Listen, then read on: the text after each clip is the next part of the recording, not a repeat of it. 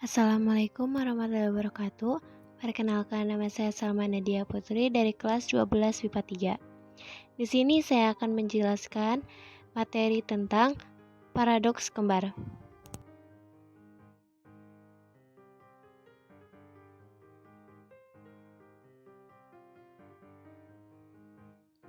Paradoks kembar. Paradoks kembar adalah eksperimen bayangan dalam relativitas khusus, di mana seorang dari dua orang saudara kembar yang melakukan perjalanan dengan roket kecepatan tinggi dan kemudian kembali lagi ke bumi akan menemukan bahwa saudara kembarnya yang tetap di bumi lebih tua daripada dirinya sendiri. Hal ini dikatakan sebagai paradoks kembar karena sebuah efek absolut, atau seorang dari saudara kembar benar-benar terlihat lebih tua dari yang lainnya, bisa dihasilkan dari pergerakan relatif. Namun kenyataannya tidak ada kontradiksi dan eksperimen bayangan tersebut dapat dijelaskan dalam lingkup dasar dari relativitas khusus. Efek ini telah dibuktikan pada eksperimen Havell-Keating yang menggunakan jam yang diletakkan pada pesawat terbang dan membandingkan dengan jam yang tetap di bumi. Paradoks kembar atau fenomena anak kembar. Bayangkan ada dua saudara kembar, sebut saja namanya Sahi dan Siho, yang hidup di masa depan, di mana sebuah pesawat ruang angkasa sudah mendekati laju cahaya.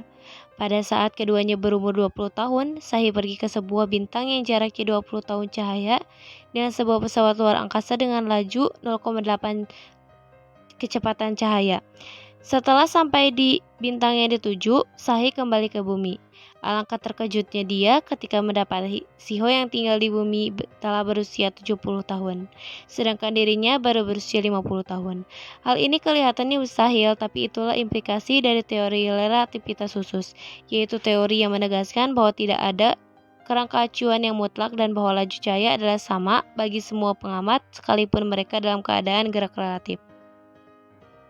Pembahasan mengenai paradoks kembar menyangkut dua jam identik, satu diam di bumi, sedangkan jam yang diletakkan di sebuah pesawat ruang angkasa yang terbang dengan kecepatan benda.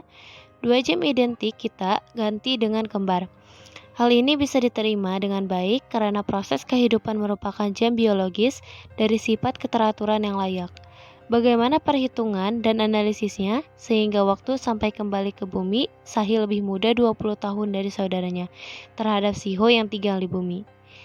Langkah kehidupan Sahi akan lebih lambat dengan pemuluran waktu akibat laju pesawat yang ditumpangi Sahi sebesar faktor akar 1 kurangi kecepatan benda pangkat 2 per kecepatan cahaya pangkat 2 sama dengan akar 1 dikurangi 0,8 pangkat 2 per kecepatan cahaya, hasilnya 60%.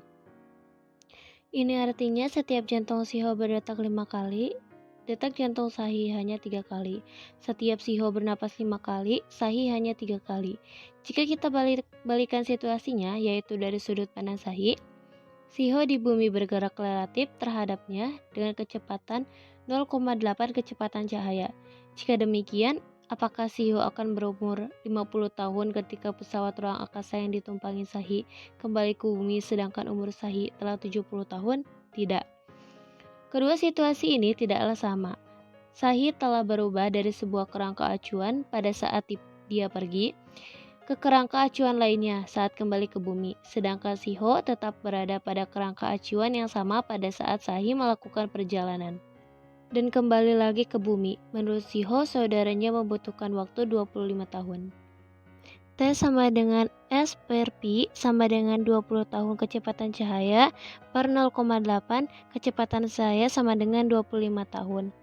T adalah waktu dalam acuan pengamat yang bergerak, S adalah kerangka acuannya, Pi adalah kecepatan benda.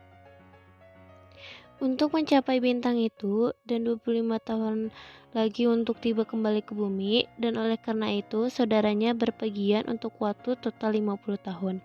Dari perspektif Sahi, jarak bumi bintang tersebut memendek menjadi L sama dengan LO akar 1 kurangi V pangkat 2 per C pangkat 2. L adalah panjang relativistik dan LO adalah panjang awal benda. L sama dengan 20 tahun kecepatan cahaya akar 1 dikurangi 0,8 kecepatan cahaya pangkat 2 per kecepatan cahaya pangkat 2. Panjang relativistik sama dengan 12 tahun cahaya. Pada laju 0,8 kecepatan cahaya ini, Sahi akan mengukur lama waktu 15 tahun.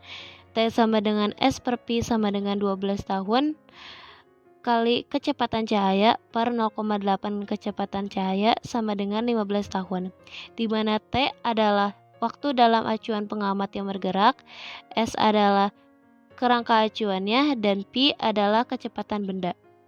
Bagi perjalanannya menuju bintang tujuannya, sehingga dengan demikian ia membutuhkan waktu total 30 tahun bagi perjalanan pulang perginya.